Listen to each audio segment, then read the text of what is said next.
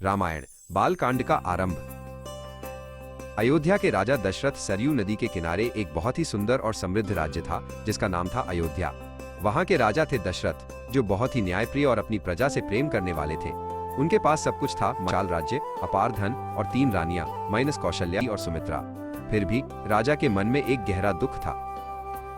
एक अधूरी इच्छा। राजा दशरथ का दुख ये था कि उनकी कोई संतान नहीं थी। वो हमेशा एक पुत्र की कामना करते थे जो उनके बाद अयोध्या का राजपाट संभाल सके। उनकी तीनों रानियां भी इस बात से बहुत दुखी रहती थी। पूरा महल सूना सूना लगता था।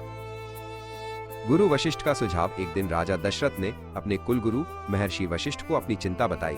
उन्होंने कहा, हे गुरुवर, मेरी आयु बढ़ती जा रही है पर मेरा वंश चलाने वाला कोई नहीं है। मुझे कोई उपाय बताएं।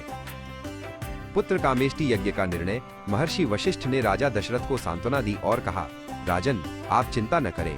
आप पुत्र कामेष्टि यज्ञ का आयोजन करें। इस यज्ञ के प्रभाव से आपकी इच्छा अवश्य पूरी होगी। ये सुनकर राजा दशरथ के मन में आशा की एक नई किरण जागी। यज्ञ का आयोजन। राजा दशरथ ने तुरंत यज्ञ की तैयारियां शुरू कर दी। महान ऋषि श्रृंगी को यज्ञ संपन्न कराने के लिए बुलाया गया। पूरी अयोध्या को सजाया गया और एक विशाल यज्ञशाला बनाई गई। पवित्र मंत्रों के उच्चारण के साथ भव्य यज्ञ आरंभ हुआ। अग्निदेव का प्राकट्य। यज्ञ के अंत में उस पवित्र अग्नि कुंड से एक दिव्य पुरुष प्रकट हुए। उनका शरीर सोने की तरह चमक रहा था और उन्होंने लाल वस्त्र पहने हुए थे। वे स्वयं अग्निदेव थे। सभी उन्हें देखकर आश्चर्यचकित रह गए। दिव्य खीर का वरदान। अग्निदेव ने अपने हाथ में सोने का कटोरा राजा दशरथ को देते हुए कहा, राजन, ये देवताओं द्वारा भेजी गई दिव्य खीर है। इसे अपनी रानियों को खिला दें। इससे आपको पुत्रों की प्राप्ति होगी। खीर का विभाजन। राजा दशरथ बहुत प्रसन्न हुए।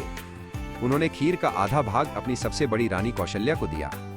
बचे हुए आधे भाग में से आधा उन्होंने रानी सुमित्रा को दिया। कैकेयी और सुमित्रा को हिस्सा। इसके बाद जो खीर बची वो उन्होंने रानी कैकेयी को दे दी। कौशल्या और कैकेयी दोनों ने अपने अपने हिस्से में से थोड़ा थोड़ा भाग फिर से रानी सुमित्रा को दिया। इस प्रकार तीनों रानियों ने दिव्य प्रसाद ग्रहण किया।